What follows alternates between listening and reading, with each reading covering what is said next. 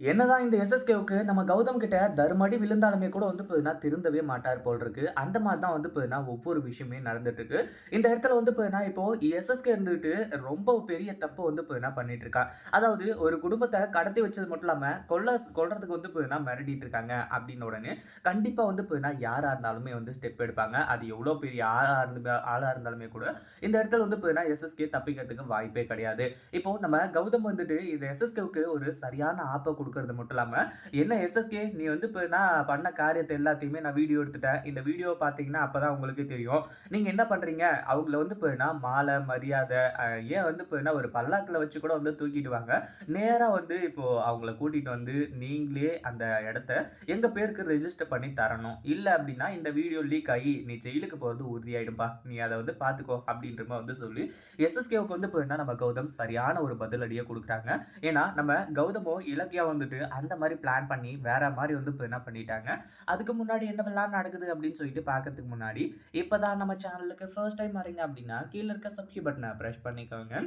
இப்போ நம்ம கௌதமோ, இலக்கியாவோ இங்கேருந்து கிளம்பி போறாங்க. ஆனா, அவங்களுக்கு டவுட் வர ஆரம்பிச்சுருது. கடைசியில இங்க செக் பண்ணும்போது தான், அவங்க எல்லாருமா சேர்ந்துகிட்டு நம்ம மாணிக்கத்தையும், அவங்க வீட்டுக்காரையும் இப்போ கடத்தி வச்சிருக்காங்க அப்படின்னு சொல்லிட்டு சொல்லிட்டு இருக்காங்க. அதே சமயம் இப்போ அவங்க வீட்டுக்காரி இருந்துட்டு, இந்த மாரி தான் நீங்க சொன்ன மாரி சொல்லிட்டேன்ல, நீங்க இப்போ கிளம்பி போங்க அப்படி இப்படின்ற மாரி சொல்லிட்டு இருக்கும்போது, நீங்க இப்போ நாங்க போனதுக்கப்புறம் கௌதமுக்கு ஃபோன் பண்ணி விஷயத்த சொல்லி, கடைசியில இப்போ கண்டிப்பா என்ன மாட்டி விட்டுற மாட்டீங்கன்னு என்ன நிச்சயம்? அப்போ பிரச்சனை கிடையாது. இப்பவே நான் ஒண்ணு பண்றேன். உங்க 2 பேரோட கதையையும் முடிச்சிடுறேன். அப்பதான் எனக்கு பிரச்சனை இல்லாம இருக்கும்.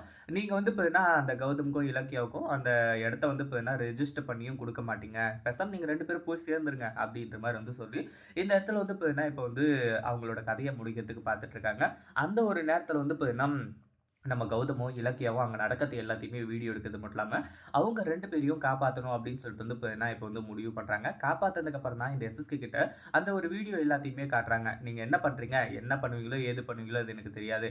இன்னைக்கே ரெஜிஸ்டர் ஆயாகணும். அதாவது அவங்க சொத்த எங்க பேருக்கு மாத்தி ஆகணும்.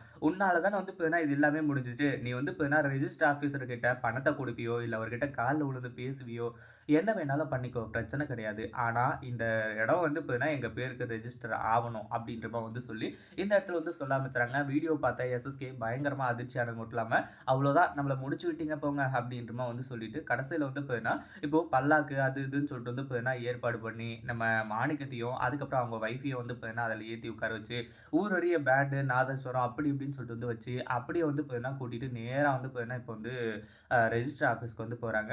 இப்போ இந்த எஸ்எஸ்கேவோட உதவியால, அதாவது நம்ம கௌதமும், இலக்கியாவும் போட்ட பிளான்னால, இவங்க எஸ்எஸ்கேவே அவங்கள கூட்டிட்டு பத்திரமா விட்டு, கடைசியில அந்த இடத்தையும் நம்ம கௌதமும், இலக்கியாவும் ரெஜிஸ்டர் பண்ணி வாங்கிடுறாங்க. அவரும் ரெஜிஸ்டர் பண்ணி குடுத்துடுறாரு. இத பத்தி நீங்க என்ன நினைக்கிறீங்க?